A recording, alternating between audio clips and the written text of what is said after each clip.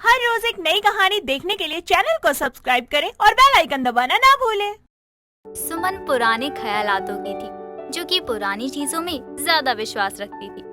सुमन बड़े ही धूमधाम से अपने बेटे अक्षय की शादी रजनी नाम की लड़की से करवा के उसे अपने घर की बहू बनाकर अपने घर लाती है। पूरा घर मेहमानों से भरा होता है। तभी सुमन आरती करके अपनी बहू का गृह प्रवेश करवाकर उसे अंदर लाती है। तभी अक्षय के चाचा राजेश वहाँ आते हैं और कहते हैं, भाभी बहुत बड़ी गड़बड़ हो गई। हम जो पुरानी जमीन का केस लड़ रहे थे ना, वो हम हार गए हैं। अभी मेरे पास वकील का फोन आया था। ना ही जमीन मिली और ना ही पैसे, बल्कि हमें उन पर केस करने के कारण उन्हें पैसे और भी देने पड़ेंगे। चाचा जी, ये आप क्या कह रहे हो? वो तो करोड़ों की जमीन थी।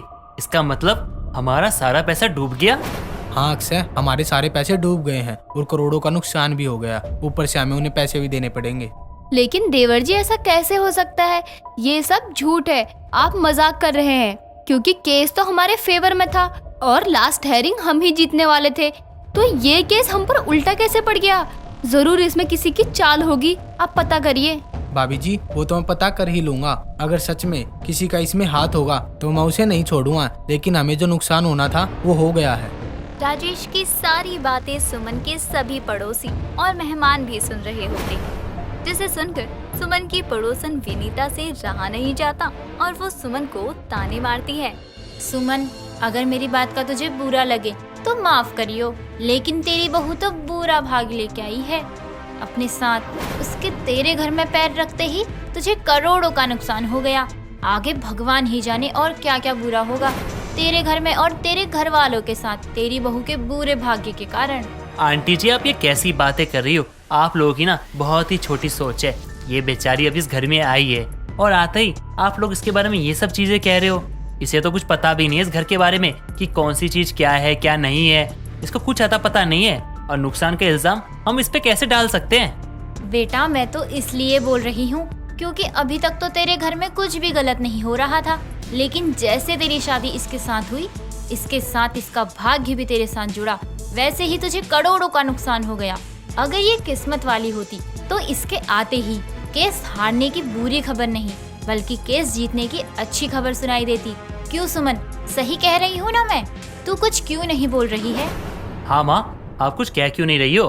कहीं आप भी विनीता आंटी की बातों पे यकीन तो नहीं कर रही हो ना?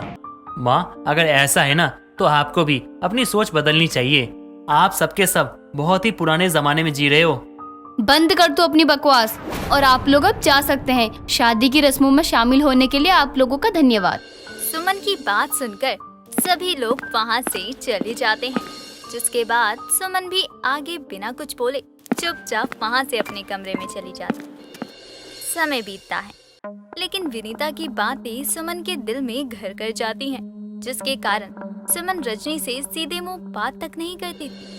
ऐसे ही कुछ दिन और बीतते हैं। तभी एक दिन रजनी सुमन के लिए चाय लेकर उसके कमरे में आती है। माँ जी, ये लीजिए आपकी चाय, और बता दीजिए कि आप नाश्ते में क्या खाएंगी। ये ले जा चाय अपनी यहाँ से, मुझे नहीं पीनी है।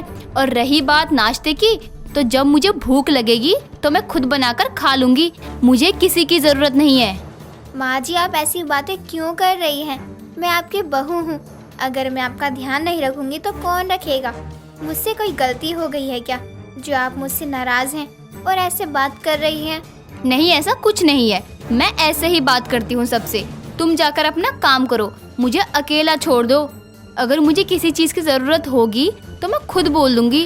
अपनी सास की बातें सुनकर रजनी निराश होकर वहाँ से चली जाती है।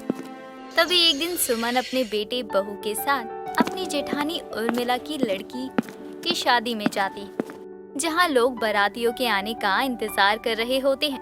तभी उर्मिला के पास फोन आता है कि बारातियों का एक्सीडेंट हो गया है और दूल्हे की हालत बहुत खराब है, शादी नहीं हो सकती। जिस पर उर्मिला को बहुत गुस्सा आता है और वो सबके सामने ही सुमन पर चिल्ला देती है।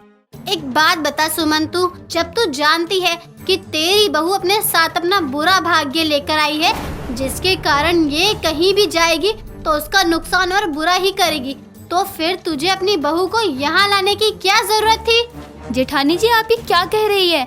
आप ऐसे सबके सामने मेरी बहू की इंसल्ट नहीं कर सकती। हम आपके घर अपनी इंसल्ट करवाने नहीं आए हैं। जिसकी बहू इतने बुरे भाग्य वाली हो उसे लोगों से ताने तो सुनने ही पड़ेंगे। तेरे घर में पहला कदम रखा तो तुझे करोड़ों का नुकसान करवा दिया, और जब मेरे घर में रखा तो मेरी बेटी की शादी तुड़वा दी। परी माँ, आप ये क्या कह रही हो? बारातियों के साथ जो कुछ भी हुआ है उससे रजनी के भाग्य का क्या लेना देना? वो तो बस एक इत्तेफाक की बात है और कुछ नहीं। आप लोग ना ज्यादा सोच रहे हो, लेकिन अब यहाँ खड़े होके मैं अपनी पत्नी की और बेइज्जती नहीं करवा सकता।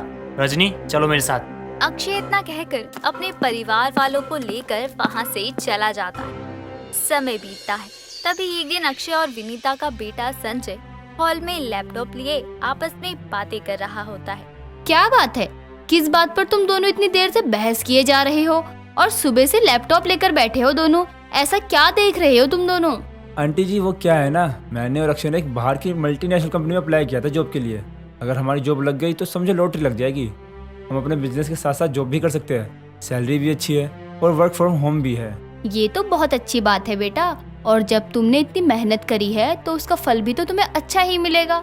हाँ, वो बात तो सही है आंटी जी, लेकिन मेरा इंटरव्यू इतना अच्छा नहीं हुआ तो मुझे अपने आप को लेकर थोड़ा कम उम्मीद है कि मेरा हो भी पाएगा या नहीं।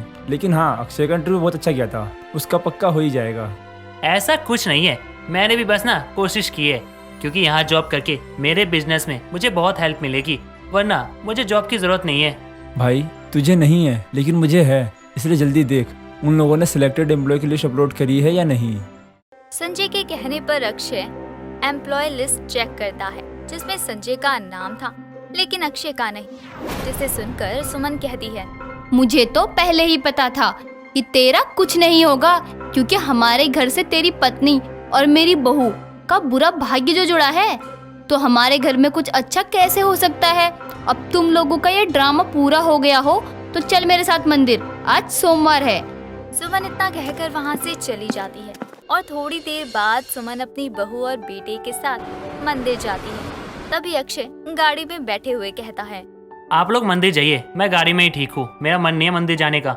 जी नहीं, आप हमारे साथ मंदिर जाएंगे। क्या आप मेरे लिए इतना भी नहीं कर सकते हैं? अगर आप नहीं जाएंगे तो मैं भी नहीं जाऊंगी। रजनी की बात सुनकर अक्षय मंदिर जाने के लिए तैयार हो जाता है। थोड़ी देर बाद सभी लोग पूजा करके मंदिर की सीढ़ियाँ उतर रहे होते हैं। तभी वो देखते हैं कि उनकी गाड़ी को एक ट्रैक्टर वाला टक्कर मारकर चला जाता है और गाड़ी खाई में गिर जाती है, जिसे देखकर सबके होश उड़ जाते हैं। तभी अक्षय कहता है, माँ, आप रजनी के बुरे भाग्य को ताना नहीं मारेंगी क्या? अरे मारिए ना, अरे मारिए ताना। अरे आज आपका बेटा जिंदा खड़ा है आपके सामने, वो भी इसके कारण। अरे मारिए ना ताना। क्यों माँ, आपका बेटा सही सलामत बच गया है, इसलिए आप ताना नहीं मारेंगी। अगर मुझे कुछ हो जाता तो आप इसको ताना मारती, लेकिन आज मैं जिंदा सही सलामत आपके सामने खड़ा हूँ, वो भी इसी के कारण, वरना मैं लाश बन के कार के साथ खाई में नजर आता। अब मैं हाथ जोड़ता हूँ माँ, आप अपने मन से ना ये वहम निकाल दो कि आपकी बहू बुरा भाग्य लेके आई है। अपनी बेटी की बात सुनकर सुमन को अपनी गलती का एहसास होता है, जिसके बाद वो अपनी बहू से अपने गलत बर्ताव के लिए माफी मांगता है और दोबारा फिर कभी अपनी बहू को अपने साथ बुरा भाग्य लेकर आने का ताना नहीं मारती। साथ ही रजनी को दिल से अपनाकर उसके साथ खुशी खुशी रहने लगती है। दोस्तों, अगर आपको ये कहानी पसंद आई तो इसे लाइक करें, शेयर करें और कमेंट करके बताएं कि कहानी में आपको सबसे अच्छा क्या लगा।